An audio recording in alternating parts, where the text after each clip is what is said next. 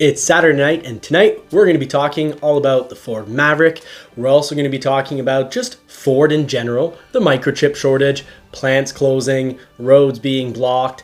We'll also, of course, be talking about production numbers from January, not just how many were built, but EcoBoost versus hybrids, and what that means for all of us. I also have some special news about the whole 3-month delay versus, major delays versus small delays.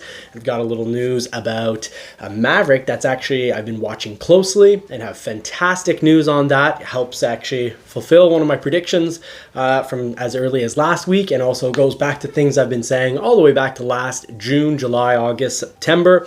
And of course, we'll also be talking about reliability study. The whole reliability studies behind, should we really be worried about that? Now, I've got Marie beside me again this evening because I still have quite a bit of brain fog.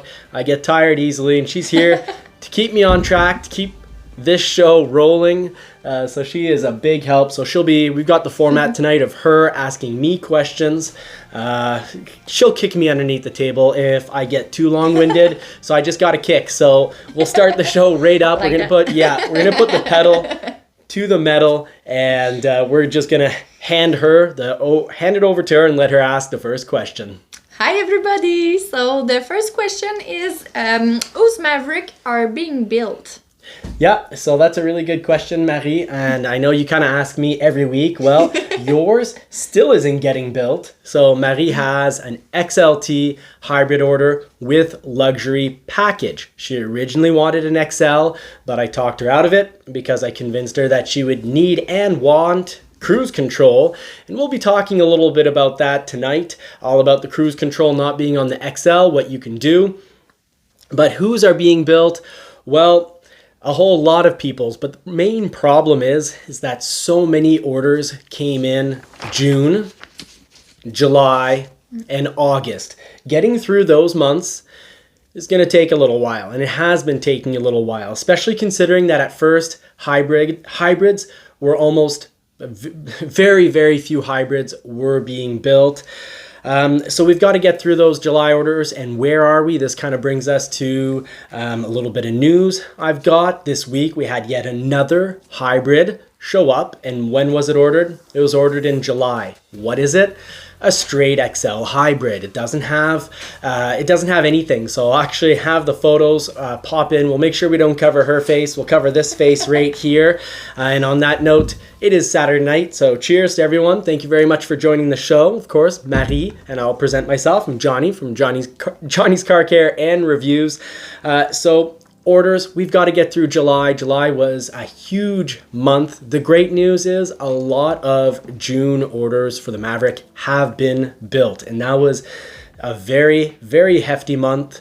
So, we're getting those Mavericks out, you could say, out of the barn and out into pastures, into our hands. And now we are into July. July was a very big month. Now you'll hear people online saying, and Marie asked me this question. She's like, why would someone who got ordered 2 months after my order get built? Well, simply put, that order it was just a straight hybrid and actually had a spray and bed liner, but because it had less constrained and high in-demand parts that they have less of, well, they built that Maverick so that they could build more Mavericks, because the factory wants to produce as many as possible. So sometimes that means someone behind, a newer order than yours can get produced.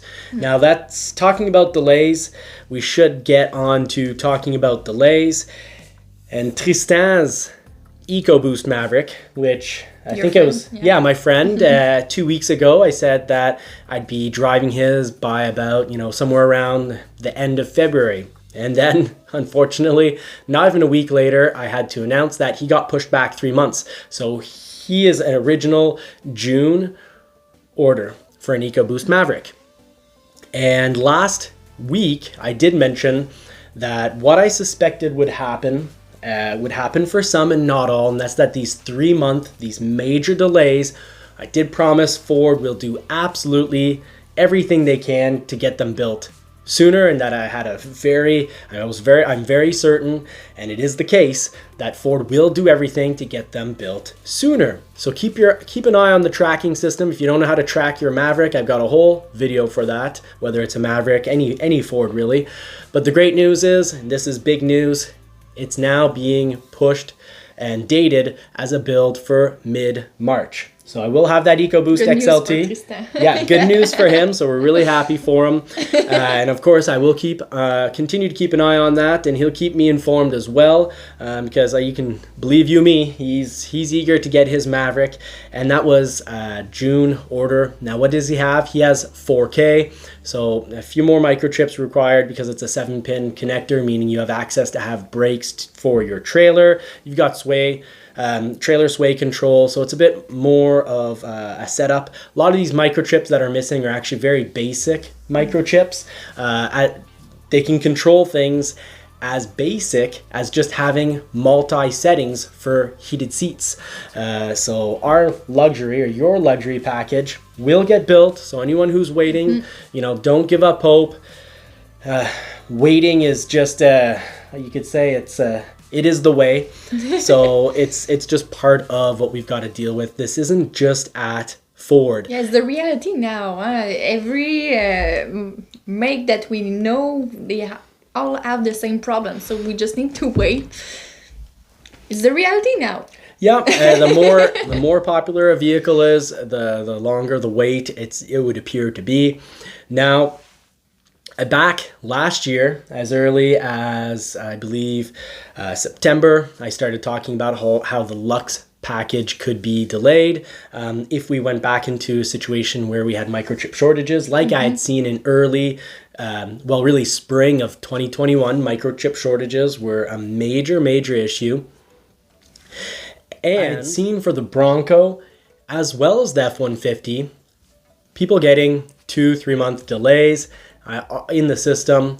I often saw them show up beforehand. I've also seen some that end up being a little bit more than the 3 month delay, but Ford on those models did everything they could to get them produced. So, on a side note, Tristan's news is good news for everyone, because it reminds me of the whole story with, Broncos being stuck at Dirt Mountain. Well, that's relevant again. By the way, once they did get hard tops for those Broncos, they're in such a hurry to get them into customers' hands that they're actually just throwing the bad tops onto the ground, putting on the new tops, leaving the bad tops on the ground, and driving the Broncos right out of there. Now, an issue, however, is that they're parking Broncos because of microchip shortages. So as soon as they have those microchips, like we've seen in photos, they'll show up with a supply vehicle, a vehicle to get them around. It's not your Bronco, don't worry. It's a Bronco that will just stay in the possession of the factory, probably because it's a pre-production model.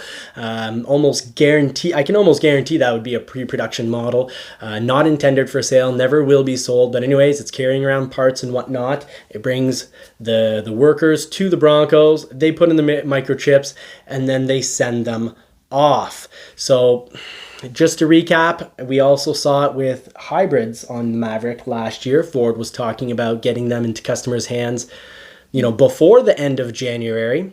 And I was thinking, you know what, they will. I know Ford, and I know that they're going to do everything that they can to get hybrids showing up in people's hands as soon as possible. And that's what they did. I predicted that there was a good chance. I had a high reason to speculate that we'd see some before Christmas. And even my local dealer saw one on December 23rd show up. So that was fantastic marketing. And it's good to see that Ford is doing what they can.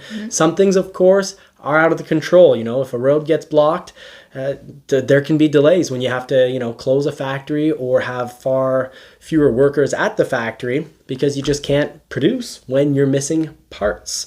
So let's get right on and talk about the next subject at hand. Yes, next question. We want to know, are all sales from all month even? That is a great question. So no, they're not. They're not all even. Had a heck of a lot of sales coming in for the Maverick right when, there's a lot in June. There's a ton in July when people started learning about that the Maverick existed. And August, of course, as well. So those are hefty months. We got to get through them. But once those months are done, things will start moving along faster. Even though, do keep in mind, even though that the projected production numbers for the Maverick are going on a downtrend. So for example, if we look at numbers, I've got the numbers right here. So I'm just gonna, if you allow me.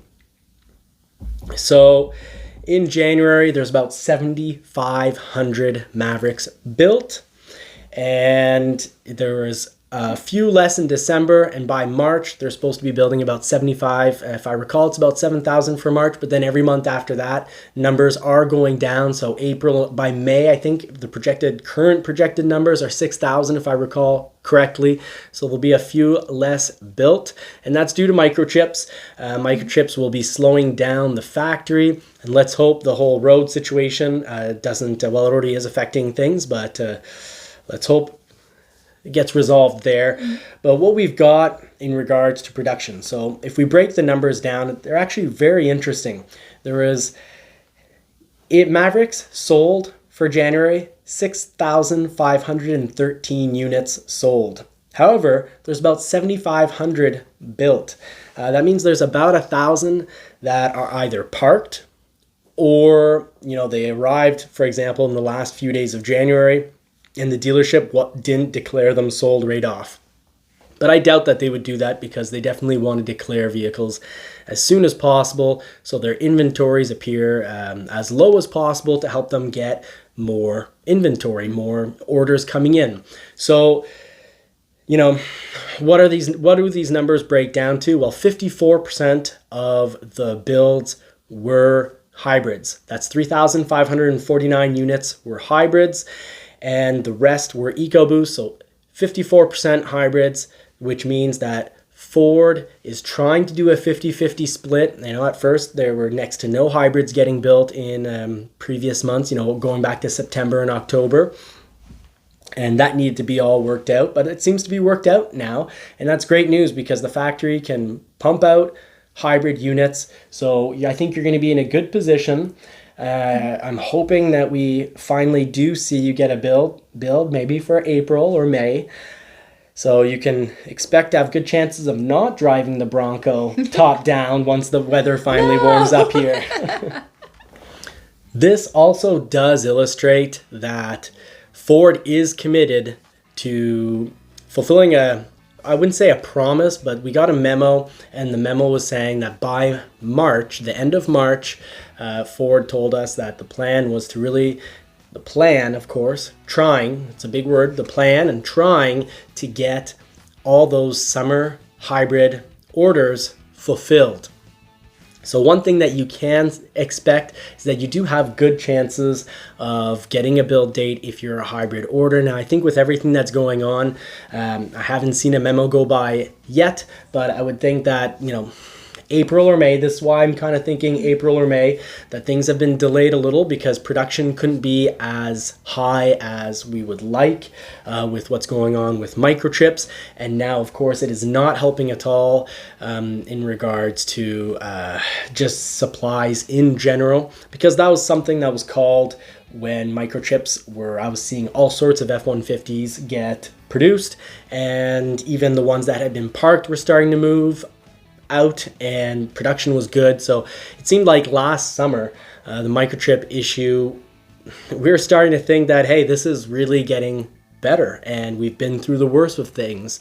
And unfortunately, that's not the case. And even if Ford were to do a 50-50 split between EcoBoost and hybrids built every single month, about 2/3 of hybrids, of Mavericks ordered, about 2/3 of them were hybrids. So even when you had a 50-50 split, every month it's as if you're missing 25% in regards to hybrids. So us hybrid people, we are going to be waiting longer. Now we're mid-July, and I think that we could get picked up anytime. Let's hope. We just have to hope that that luxury package doesn't kick us back and get us passed by too many people. But we'll obviously be keeping you informed on that.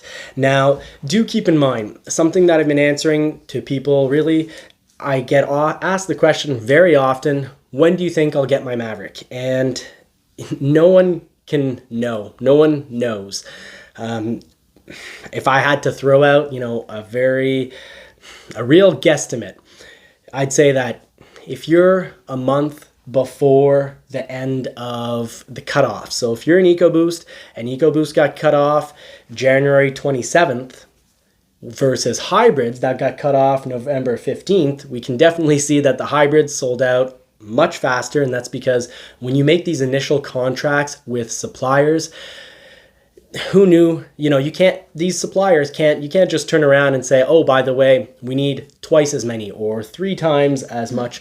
Suppliers need time to plan and work everything out for their materials as well. So that's part of the issue, which is part of the good news that I want to bring tonight. I do suspect things to be a lot better for 2023. Because Ford now knows, and we all know, that the Maverick is a huge success. But who knew? Based on historic evidence, 2x4 trucks never, for a long time, have not sold very well. Since throughout the whole 2000s, 2x4 trucks were something that sold back in the 80s. And who knew that a front wheel drive on top of it, not just 2x4, but kind of 4x2, or however you want to put it, a front wheel drive truck, who knew that it'd be this insanely popular? It's wild that about two-thirds of the orders are for the hybrid. Now, in hindsight, it's easy to say, how could they not know? Which I get that comment a lot in the comments section, but I'd say historically, evidence was definitely pointing at the fact that the EcoBoost all-wheel drive would be the popular model, and that the hybrid... It's pretty new that we have hybrid and little trucks like that, so it's a new thing. You need to check what's the demand before you know it, I guess. Yeah, precisely. And you can't either, order from suppliers 150,000 of X part across all your parts because you just assume you're going to sell a ton of hybrids. It's completely new. First of all, who knew the Maverick it's insanely popular. Secondly, who knew the hybrid would be also this popular? So now they know. Now we all know. And I think people who order up in 2023 aren't going to be facing the type of problems that we're facing today. Yeah, and maybe it will help when they will have new models of, for example, a hybrid Bronco, maybe in the future. I guess it will help them after that to know what could be the demand because they tested with the Maverick first. Yeah, and that, now they know, and they are adapting. And part of the reason why I think 2023 will be a much better year for the Ford Maverick is we can see it with the F-150 Lightning. Now 4 times they've increased the production numbers for 2023 on the 2023 F-150 Lightning. It was a new thing too. It's a new thing too, and they've done everything they can. You can't do that much for increasing things in year 1 because, you've already made your contracts with suppliers and they can't just turn on a dime. But 2023, the plan is now 150,000 F-150 Lightning. So that's amazing news. Things are going to be going quite a lot better for the F-150 Lightning, and that's what would have me highly suspect, and I'd say that's sort of my basis for truly believing that things will be better for 2023 on the Ford Maverick. Good. So the next question, I guess, future customer are asking that often. So do we do nothing now the Maverick is sold out for the new customer? Fantastic question. I've gotten that from quite a few people in the comments section, and I want to, officially answer it tonight. So thank you for bringing that question up, Maddie. My pleasure. You can do nothing if you really plan on buying with a dealer that tells you that they're just not taking anyone's orders. If so, ask in advance, what day will you? Make sure that so that the day they do start taking orders, you're there at 9, when they open, probably 9 a.m. However, if you're uncertain what dealer you're going to do business with, well, you are able to find a dealer that's going to put you on a side list, hopefully not just paper format in a binder that a salesman could, move his orders ahead of other people's. Hopefully they use an Excel spreadsheet so it gets all saved and that they mark it and that your order is put in line so that the day order banks open for the 2023, you're going to get your spot in line. Because if you were to order in, let's say, 2 or 3 months from a dealer that is currently putting people in line, well, that just means if you're 3 months down the road when you put your order in, you're going to be way back in line, and you might end up seeing a very late 2023 build. So I want people... It's better now than later. It's better now than later. Put you in a line. Yeah, put you in a line unless, you have, you're doing business at a particular dealer and they say, for example, well, we're not going to be taking anyone's orders. The answer is just no until, for example, if they tell you June 20th, well, make sure you're there at 9 a.m. sharp on June 20th. Perfect. I know that at the beginning of this video, you were talking about the XLT and the cruise control. You said it was a thing that I would love, so it made me switch to the XLT. And by the way, as a woman, it's the look too that I wanted of the XLT, the mags. I know many people love Steelies about the XL. It's great, but I really love the look of the mag, maybe because I'm a woman. But this leads me to the next question. Can a XL model can we add cruise control on the XL? Okay, I'm going to put first one thing clear. I am not a woman, but I do really like the mags on the XLT. They're incredible. I said maybe because I'm a woman, because I know men love Steelies. I see that often on Facebook, on the groups. Many men love Steelies. Well, the XL Steelies I find okay. I absolutely love the Steely style, you could say, on the new Bronco Everglades. It's dark gray. It looks like it's got a nice luster to it with a little metallic. I love those Steely inspired styled mags. But for the XL, I don't think it's a guy or a girl thing, a man or a woman, but I do agree with you that I only seem to ever read that comment from guys saying that they prefer the rims. But I guess it's because it looks like a big truck. So yeah, it's an old school look. Old school or aggressive look, I don't know which one of them in between them. Well, it's two of them. Yeah, it's like my 1978 F100 that was a rotisserie job. Even the frame got painted, everything got taken apart and had a little bit of a drag engine to it. Well, what did it have for wheels? Well, the wheels were Steely inspired. They're basically chromed Steely, so it is a classic retro look on a truck. So I can understand that. And the reason back, all the way back in July when we were talking about this, there was no option to get cruise control on the XL. But now there officially is. People have done it to both the EcoBoost and the hybrid.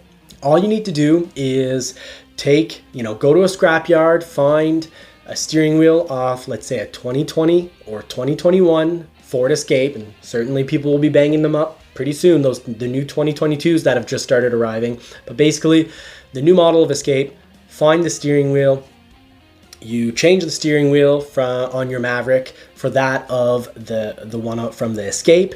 If you buy the parts new, they're probably going to be pretty expensive. So I think scrapyard's the way to go. And then you're just going to use a 4-scan tool to make everything hunky-dory. And if you're not mechanically inclined, the job does not seem that complicated. So most mechanics will probably gladly take care of that job for you. And of course, when you're removing an airbag, you do need to be careful to not have that go off. So if you're not mechanically inclined, please, it's better to go see a professional. Anyway, if you say it's simple to do, maybe it won't charge you a few hours. It will be quick, I guess. I would think so. No, I would think that it's not a day job whatsoever. I would think it's the type of job that would probably get done in about 2 hours or maybe a little less. It's better because there's an airbag and you wouldn't want to set that off. Maybe it's better to do it unless you're very used to playing around with things. It's better to get it done by a professional. Yeah. Okay, and the next question, we talk about Mavericks often. So any news on the Ranger, John?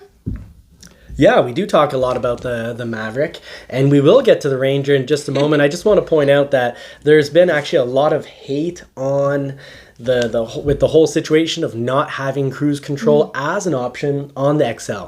But I've said it so many times in the comments, and I truly believe that everything in life is about pros and cons, and I try to look at things as objectively as possible, and I don't think this is bad on Ford's part, because, if you've watched any of my build and price XL videos, I go on and on about all the incredible standard equipment that's on the Maverick XL. If you buy a $60,000 XL Super Duty, you still have an actual key. This has, of course, an actual key, but it's with the key fob, meaning you can lock and unlock your doors from a distance. You're not physically putting your key in.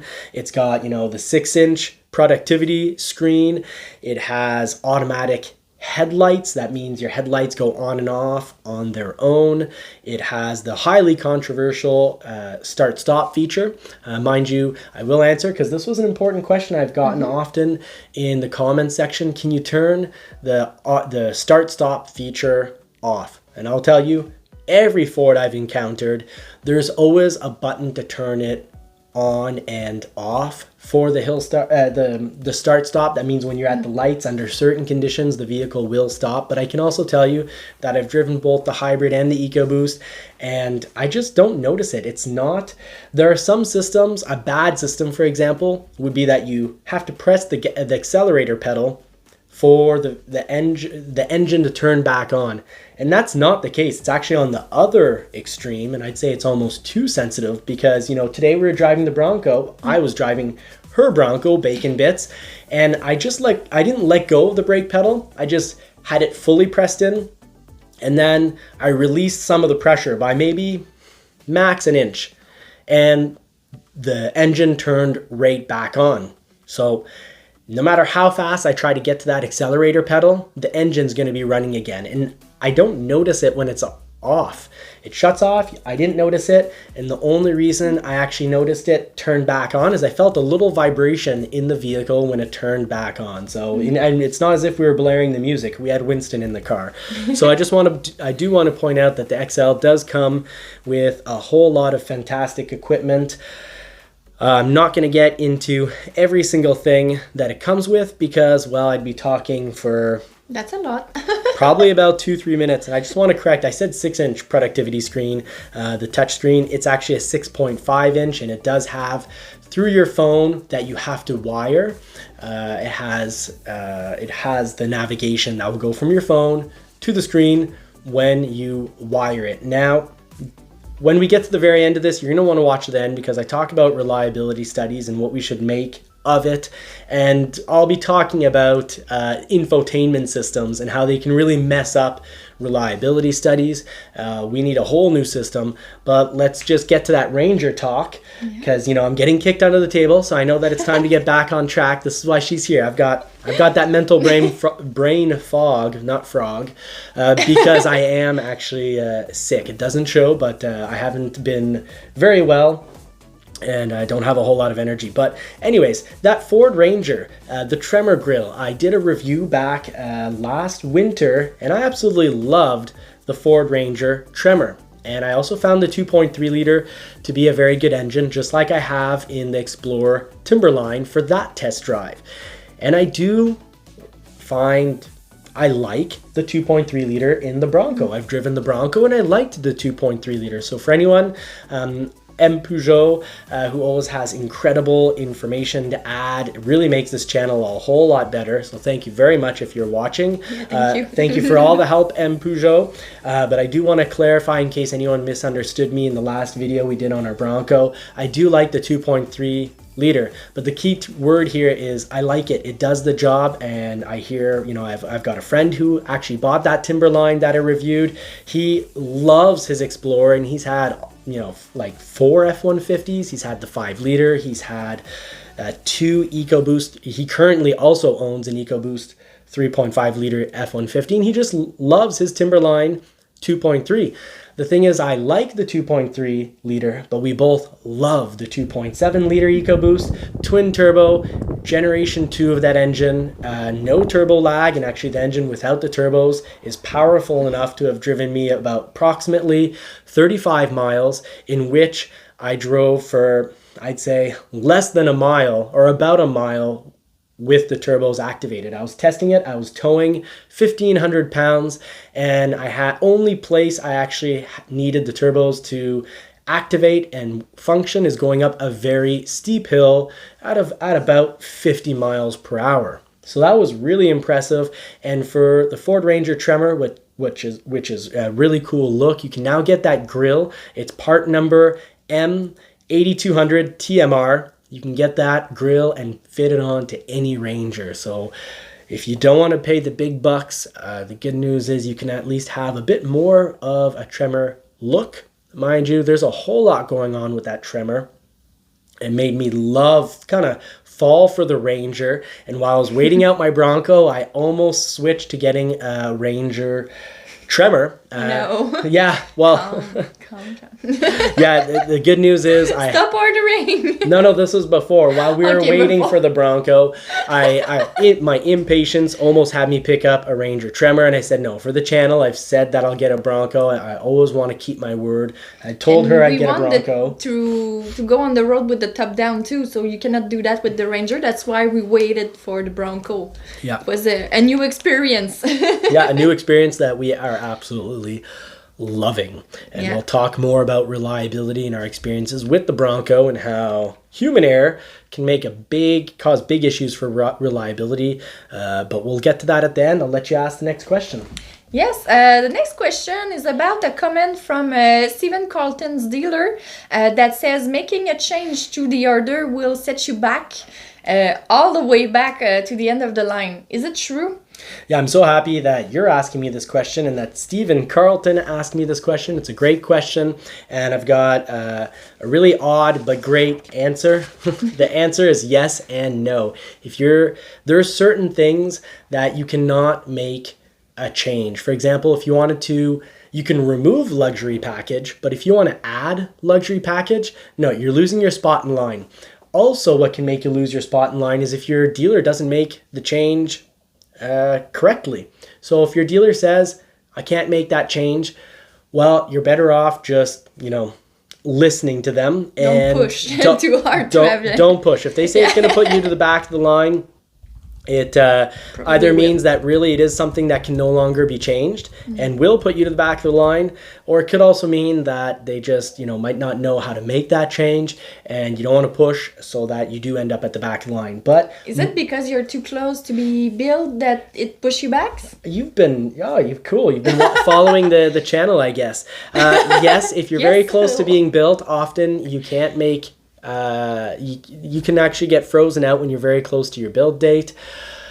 That's kind of like we didn't change the color of our second Bronco too, because we were too close from the date. So we were afraid if we change it for a cyber orange that we will be pushed back or delayed. And that's the thing. When you know how to use the system is going to warn you. You're going to know that you can't make certain changes, and these things, change on they can change from one week to another. So I'm not going to get into all the details. I'm not going to cover that every single week because it's always changing. It's always changing. So you just gotta stick with what your dealer tells you on that one. That's a good advice. Okay, next question. How do I make sure I get the right price if I put a new order now?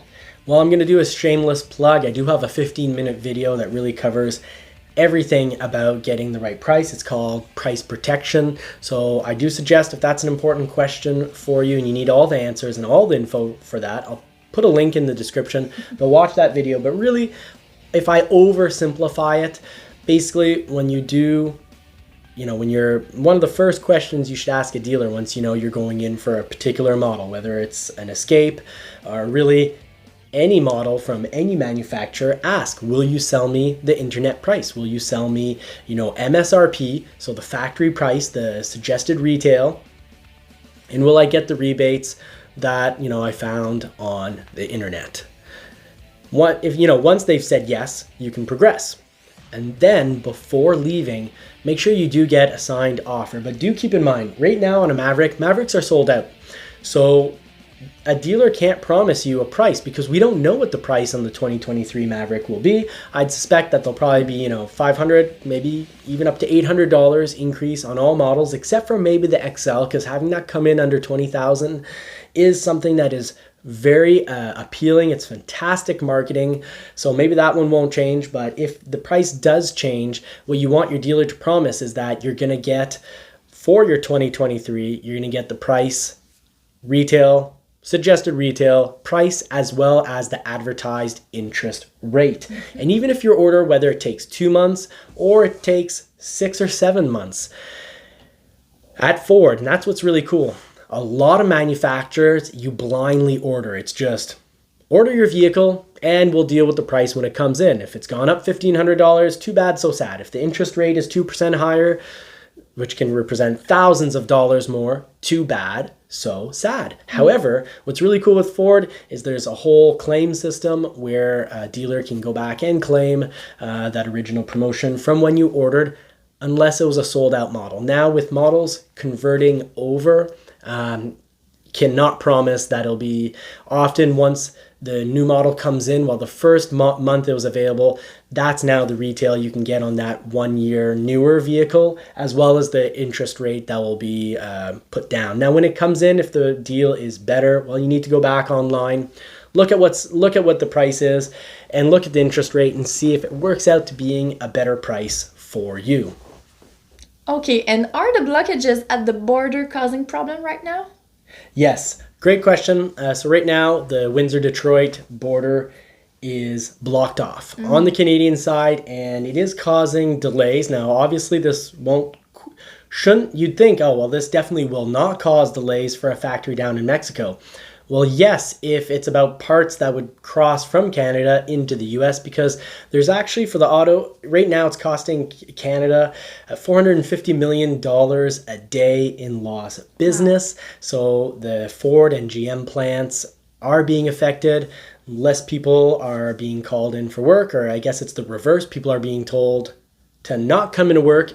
And at a certain point, the factories could just close down altogether. So right now that is causing delays. Is it causing delays on, which specific models? Obviously the ones that are being built here in Canada. And it could even cause delays for the Maverick if they've got parts that go through that juncture. So let's just hope whatever is going on there gets one way or another gets resolved, and that traffic gets back to moving along, because we want our Maverick, and we like our Fords, we like our GMs, and we just want to see things move along and vehicles get built. Let's get this economy rolling. Perfect. And can I force my order to become a 2023? Now, I know why you're asking me that. I'm sure you'd love to spend all summer in your own Bronco, because currently right now we can say it's definitely not costing you very much money to have that Bronco. Yeah, thank you, John. My pleasure. I want to roll top down. Yeah, you want to roll top down. And people have various reasons for asking this question. And one thing I will say is the kind of the follow-up question people ask is, what's going to be new on the 2023? I'd say either nothing, very likely nothing visual for the current models in existence. Now, they could throw in, new models in the way that they have with the Bronco. We now have the Bronco Raptor, we have the Bronco Everglade. So they could throw in a whole new version or model, we could say. But your XLT is going to stay an XLT. Any of the changes that get made are going to be on the engineering level. You're not going to see it. It could be switching, a certain part on the vehicle. It could come from a new supplier. It could be an updated design, for example, but we're not actually going to physically see changes to the model. That doesn't exclude the fact that, at some point one day, I'd say there's good chances that we're going to see an all-wheel drive hybrid. Wow. And that's going to bring in a whole lot of new demand. And of course... Yeah, it will be very popular, I guess. Yeah, you're going to want one. Yeah, if we could have it right now, for sure, I would order that. Yeah, that would have made actually things a lot worse in regards to the Maverick's popularity. It already is far more popular than what production can handle under, the global constrained world we live under. So having immediately an all-wheel drive model, obviously a hybrid all-wheel drive would have actually probably delayed the Maverick coming to market. And at this point, why not wait until the Maverick's been out for 2, maybe even 3 years, so that people like you switch your front-wheel drive hybrid Maverick for yet another Maverick. You have a Ford customer become yet again a whole new Ford customer. So I don't expect that for year 2, not with all the constraints that we have, because the beginning of the year, I do believe beginning of production. So if let's say production begins on the 2023 Maverick, October 24th, I'd suspect for the first few weeks, maybe even the first month, they're going to be passing, maybe in the last month that EcoBoosts were sellable. Maybe they'll be still passing those. And in the last month that hybrids were still sellable, so November 15th for hybrids, January 27th for EcoBoost, I'd say it's very possible that we're going to have some carryovers and that the first few weeks or month of production are going to be in a good portion producing. Let's say this year there's give or take 5,000 to 10,000 Mavericks that can't be built that are currently on order, that were really close to those cutoff dates because of the whole microchip issue. If the factory starts pumping out 2023's October 24th, it might be by, mid-November to end of November, once all our orders have been handled. Now, if you are a July or August orderer, I know right now things may seem bleak and it's like you're feeling at this point, it's been so long, you're never going to get your Maverick. Hold on. Waiting is the way, unfortunately. It is the way, but what I can say is things are gonna get better. Obviously, let's certainly hope. You got to stay positive. Let's certainly hope that they don't get worse. But you are gonna get built. Like I said at the beginning of the video, there's just a lot of those orders. The majority of those orders came in within the first 3 months that were orderable. That we are gonna get. They will get built. Mm-hmm. They will get built. But if you're close to those cutoffs, then maybe be prepared to accept getting a 2023. But right now, if you did want a 2023, it's not impossible. Maybe some dealers will say it's impossible, but you can always code something. Well, first of all, if it's coded 19 at a dealer where everyone else got coded 10, there's good chances that you could be one of these carryovers into a 2023. And I do believe that dealers themselves can I know dealers themselves can put a code 99. And as a code 99, well, you're definitely not going to get built until the code gets put to something between a 10 and a 19. So let's say you're to say, I want a 2023. Well, I would code yours 99. And let's say come October 20th, well, then I could switch it over so that when the 24th, and actually, very important to keep in mind, when production starts on the 2023, Ford is going to be taking orders before then. So I do have to correct. I would have to see in the future what ends up being the official day for when Ford starts taking 2023 orders, and then I could switch your code then. So we'll keep an eye on that. We'll see what does happen. And do you stay at the same place on the list? How it works? Because people will have new order, you have an old one. Do you go in front of them or? So if one way to look at it is, you have a list, it's in a column from first to, 500. Mm-hmm. If currently you're number 150, well, coding at 99 pulls you out. Everyone kind of gets a one step up. But when it's time to put you back in, when you get recoded, let's say priority 10, well, if everyone who had been in front of you has been produced, then yeah, you're at the top of the list. So you just go back where you should be when it's time. So yeah, you wouldn't have to worry about getting a very end of 2023 Maverick. You could still, once we switch that code over, you could definitely get put right back in line. And if everyone else who had been in front of you now has been produced, well, now you're number one. Oh, that's good. Feels good being number one, doesn't it? Yeah. When you wait for a few months, it's nice to be number one. And is waiting for the Maverick worth it? I'd definitely say yes. I've test driven EcoBoost a couple times, and several times I've driven the hybrid from a little track all the way to, a real life experience. I put about, maybe 20 kilometers on a hybrid. That's about 14 miles. And I absolutely loved it. I loved them both. The Maverick hybrid does not come with a CVT. It's an eCVT. It does a fantastic job.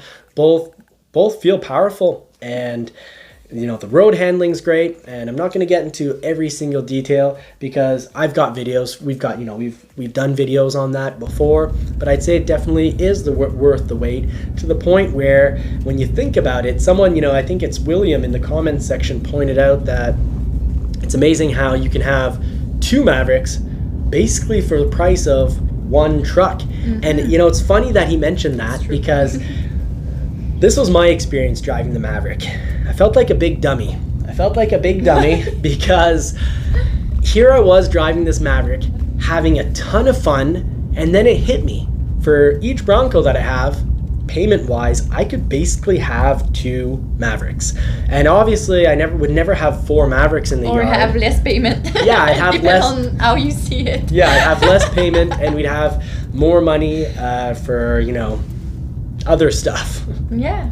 Other stuff. So yeah, it's definitely worth the wait.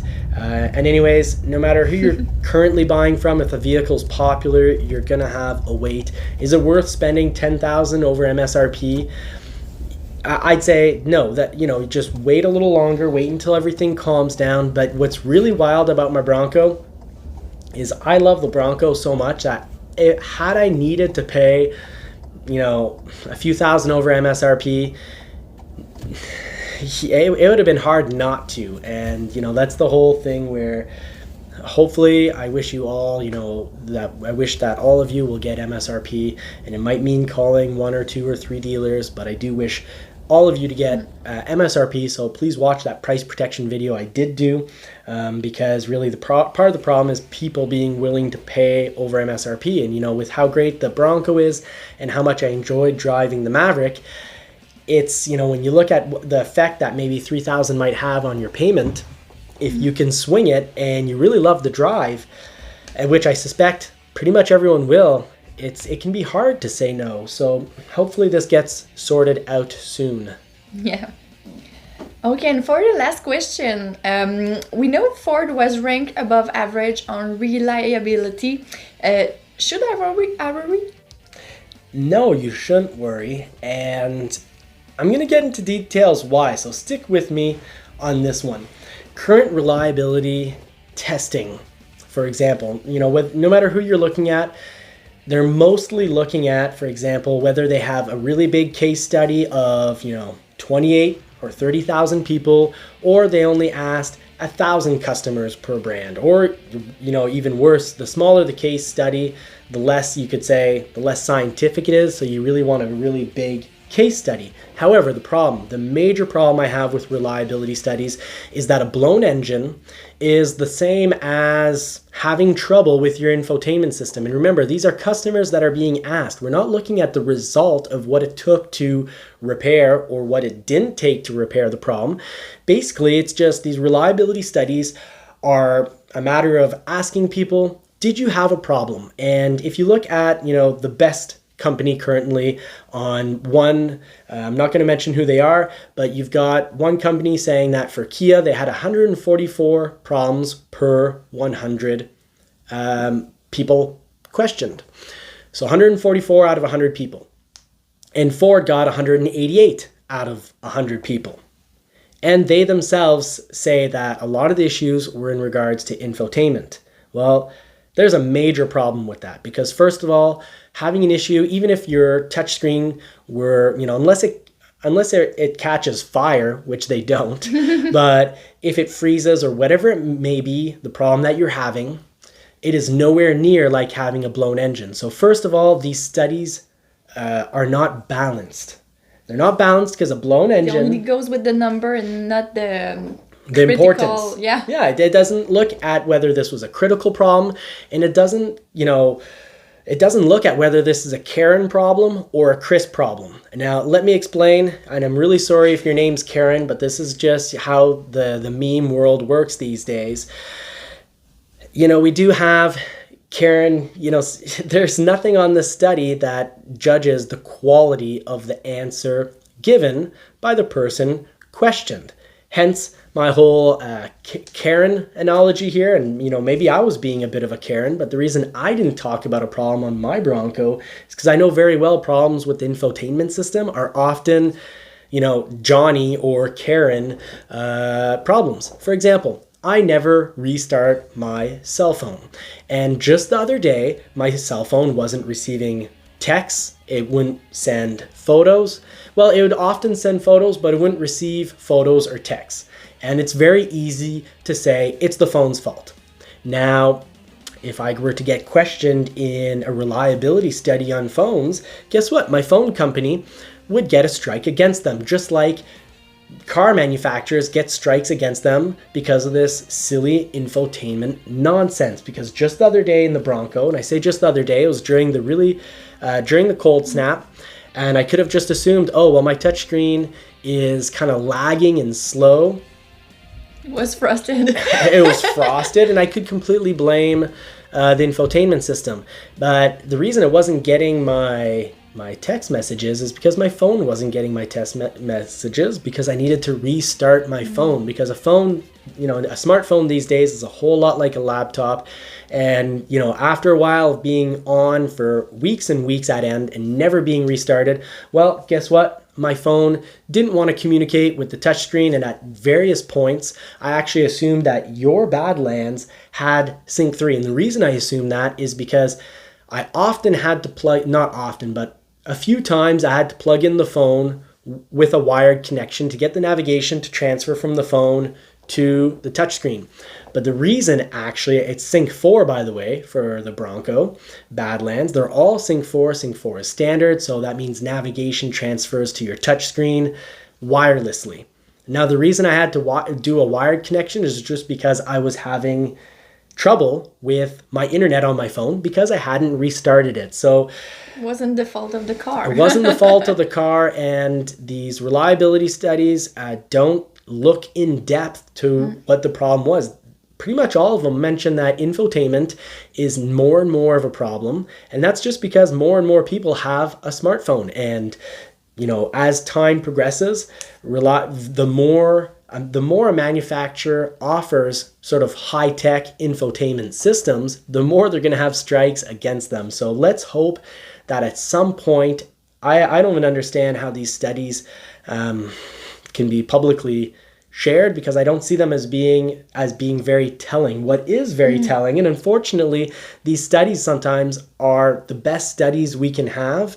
That's how I think the auto industry looks at them. But what I would much prefer seeing is studies on ownership cost. You take a vehicle that, whether it's 2 years, 3 years, or 10 years old, you look at the cost of ownership. And now that everything's on computers, I don't see how it would be all that, it would be a lot of intel coming in, but you can know from various dealers, this information can be pulled, it can be organized, it can be quantified, and you can find out really what is the cost of ownership of a particular model. And I think that's the true meaning of reliability. How much does it cost me to run the vehicle? Not, I had issues with my infotainment system.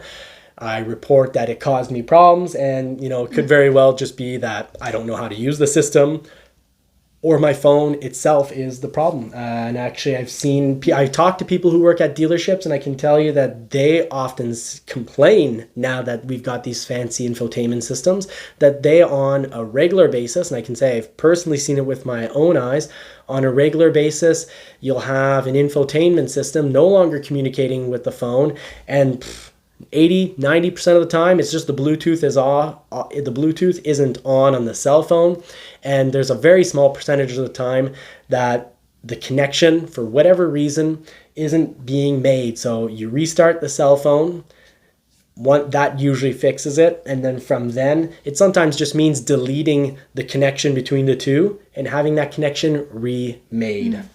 So if I understand, any fabricant could have strike just because the person wasn't good with technology, for example, and doesn't know how to connect their phone to the cars? Yeah, simply put, yes. Basically, with time, the connection can go bad, and that's not necessarily with the vehicle. It can be just with the phone.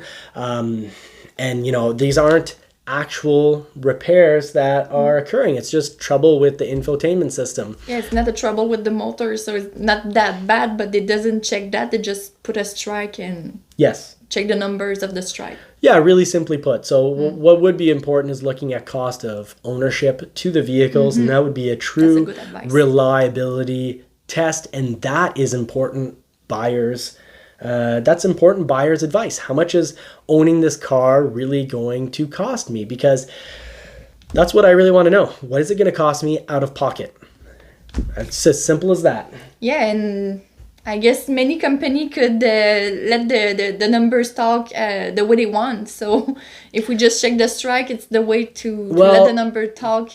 Yes and no. You can't fudge these things, because it's people being asked, did you have a problem with your vehicle? And it's a yes or a no. So they're not weighing what kind of problem, and they're not weighing whether it was really an actual break, or if there's just an issue between the communication between the phone and the touch screen. So that's what they don't invest. Yeah, the only way a manufacturer could kind of, cheat that, you could say, is if they just don't have, a high-tech infotainment system.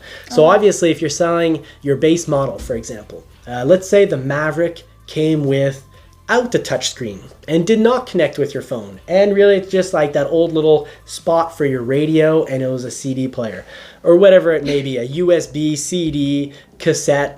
The older and easier the technology it is, the less you'd have problems. But then you wouldn't have any strikes for that portion of your model. So manufacturers that have simpler base models can definitely have better luck on these reliability tests or surveys, you should say, because they're not tests, they're surveys. The vehicles aren't being tested, the people are being surveyed. So, if you're asking people, if you have a high percentage of Karens, for example, who get questioned at a certain manufacturer, well, then you can have all sorts of problems. And it basically goes down to, what do you as an individual see as a problem? For example, our Bronco, on very cold days, both of our Broncos were a little harder to turn in the steering wheel. The electric power assisted steering had issues at minus 28. Mine was a little harder to turn than hers. Now, did anything break?